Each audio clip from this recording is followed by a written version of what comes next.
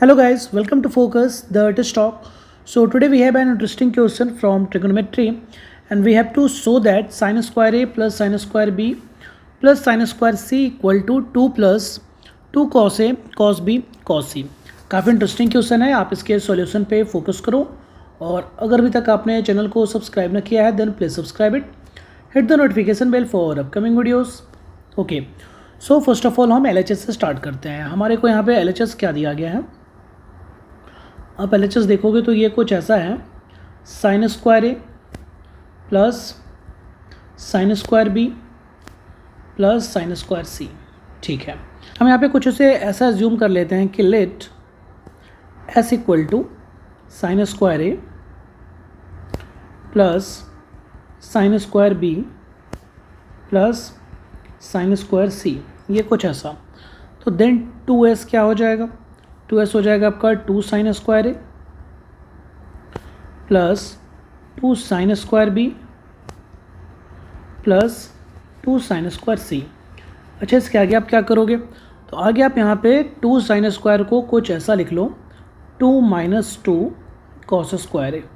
ठीक है, तो अगर आपके दिमाग में ऐसा चल रहा है कि साइन स्क्वायर बी को भी ऐसे ही लिख लेते हैं 2 माइनस 2 कॉस स्क्वायर बी, तो उससे कुछ होने जाने वाला है नहीं. अगर आपको ये आइडेंटिटी पहले से पता होगा, cos 2 theta equal to cos square theta minus sine square theta, तो इसे हम ऐसा भी लिख सकते हैं 1 माइनस 2 साइन स्क्वायर थीटा.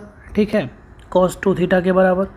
तो यहाँ से अगर आपको बोला जाए 2 साइन स्क्वायर थीटा क्या होगा, तो आप आसानी से बोल दोगे ये होगा 1 माइनस कॉस 2 थीटा. तो कुछ ऐसा ही हम यूज़ करने वाले हैं.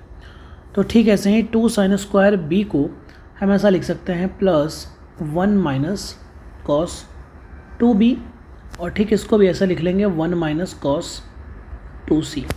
यहाँ अगले वाले स्टेप में आप इसे ऐसा लिख लोगे 2 माइनस 2 कॉस स्क्वायर ए. ठीक है, प्लस यहाँ पे ये 1 और 1 ये मिलकर हो गया 2, और वहाँ माइनस कॉमन लेकर आपने लिख लिया cos 2b plus cos 2c, ये कुछ ऐसा. चलो, इस आइडेंटिटी का यूज़ करके तो आपने कुछ नए टर्म को डेवलप किया.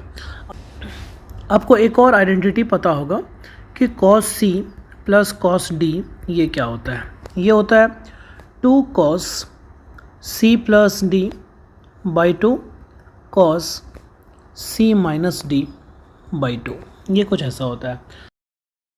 तो इसका यूज़ हम कहाँ करेंगे, ये जो आपने ब्रैकेट में लिखा है cos 2b plus cos 2c उसकी जगह पे. तो ये कुछ ऐसा आ जाएगा अगले वाले स्टेप में 2 minus 2 cos square A plus 2 minus यहाँ पे आपने ले लिया 2 इंटू यहाँ पे आप cos 2b plus 2c by 2 करोगे तो ये कुछ ऐसा बन जाएगा cos b प्लस c, और ठीक वैसे ही यहाँ पे आ जाएगा cos b माइनस c, ये कुछ ऐसा आ गया. ये हमको आया 2s बराबर. आप इसको फिर से एक बार लिख लो. नाउ 2s इक्वल टू हमारे को आ गया 2 minus 2 cos square A plus 2 minus 2 cos b plus C into cos b minus C, ये कुछ ऐसा. यानी यहाँ से s इक्वल टू क्या आ जाएगा, ये आ जाएगा 1 माइनस कॉस स्क्वायर ए. ठीक है, फिर plus 1 minus cos b plus C into cos b minus C, ये कुछ ऐसा.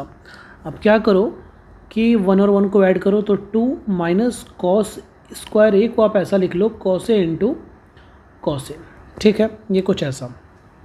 माइनस कॉस b प्लस सी को आप कुछ ऐसा लिख लो, b प्लस सी ही रहने दो, b plus C into cos b minus सी. अब यहाँ पे इस टर्म पे आपको कुछ सोचना है. आपको पता होगा कि in any triangle a plus B plus C ये क्या होता है कि a plus B plus C this all equal to पाई.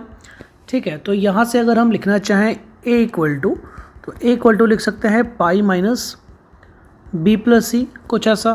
तो आप यहाँ पे कॉस a का वैल्यू अगर पता करना चाहोगे तो cos pi minus B plus C ये आपको पता करना पड़ेगा. यानी कॉस पाई माइनस थीटा, और कॉस पाई माइनस थीटा क्या होता है, माइनस कॉस थीटा होता है. यानी यहाँ पे ये आ जाएगा minus cos B plus C, ये कुछ ऐसा आ जाएगा कॉस ए की जगह पे, तो कॉस ए की जगह पे जब वो आ जाएगा, यानी आप यहाँ पे कुछ ऐसा लिख दोगे 2, और ये माइनस जब आया तो माइनस माइनस प्लस हो गया, प्लस कॉस ए, और यहाँ पे कॉस ए की जगह पे आपने लिख दिया कॉस बी प्लस सी। अब याद रखो कि कॉस पाई माइनस थीटा ये क्या होता है, माइनस कॉस थीटा।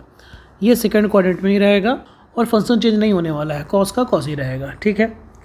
तो अब हम यहाँ पे सोचते हैं कॉस बी प्लस सी के लिए सोचते हैं। तो ठीक वैसे ही आप यहाँ पे देखोगे कि जैसे A equal to pi minus B plus C किया, तो अगर आप ध्यान लगाओगे तो यहाँ से आप कुछ ऐसा बोलोगे कि बी प्लस सी की जगह पे आप क्या लिख सकते हो, B plus C equal to pi minus A. यानी अगर आप चाहोगे तो कॉस बी प्लस सी ये क्या हो जाएगा, कॉस पाई माइनस ए, यानी यहाँ पे ये आ जाएगा माइनस कॉस ए, कुछ ऐसा। तो जब ये माइनस कॉस ए आएगा तो यहाँ पे ये वाला माइनस भी क्या हो जाएगा, प्लस, यानी यहाँ पे आ जाएगा प्लस कॉस ए इंटू, और ये जैसा है वैसे का वैसे रहने दो, कॉस बी माइनस सी। ऐसा करने से क्या हुआ कि यहाँ भी हमें कॉस ए मिला और यहाँ भी कॉस ए है, तो वो दोनों कॉमन ले लो आप। दोनों जैसे ही कॉमन ले लोगे 2 प्लस कॉस ए, ये जैसे ही आपने कॉमन लिया तो यहाँ ब्रैकेट में क्या बच गया, कॉस बी प्लस सी, और वहाँ बच गया प्लस कॉस बी माइनस सी। हो गया, अब कहानी यहीं पे ख़त्म। फिर से आप यहाँ पे cos C plus cos D वाला फार्मूला लगा दो, ये वाला फार्मूला लगा दो, तो उसकी वजह से ये आपको क्या मिल जाएगा, equal to 2 plus cos A, bracket के अंदर ये मिलेगा 2 into cos B plus C plus B minus C by 2, कुछ ऐसा, ठीक है। और यहाँ पे ये मिलेगा इंटू कॉस बी प्लस सी माइनस बी, और वो प्लस सी हो जाएगा बाई 2, ठीक है। ये वाला कुछ ऐसा। यहाँ से क्या हो जाएगा कि आप देखोगे तो ये minus C plus C cancel हुआ, यहाँ पे ये minus B plus B cancel हुआ। उसके बाद यहाँ पे क्या बचेगा, 2b बाई 2 यानी b, और यहाँ 2c बाई 2 यानी c। यानी अगले वाले स्टेप में बड़े ही तमीज़ के साथ ये हमारे सामने क्या आने वाला है, 2 प्लस कॉस ए, और ब्रैकेट में आने वाला है 2 कॉस बी इंटू कॉस सी। तो 2 को आप पहले शिफ्ट कर लो तो ये क्या हो जाएगा, 2 plus 2 cos A into cos B into cos C, और यही हमारे सामने क्या है, RHS के रूप में पहले से मौजूद है, यही है ना। तो ये हो गया प्रूफ, ठीक है। तो आई होप आपको ये अच्छे तरीके से समझ में आ गया होगा। वीडियो अच्छा लगा हो तो इसे लाइक करें, शेयर करें, चैनल को सब्सक्राइब करें। कोई कन्फ्यूज़न हो तो कमेंट ज़रूर करें। मिलते हैं अगले वीडियो में। Thank you.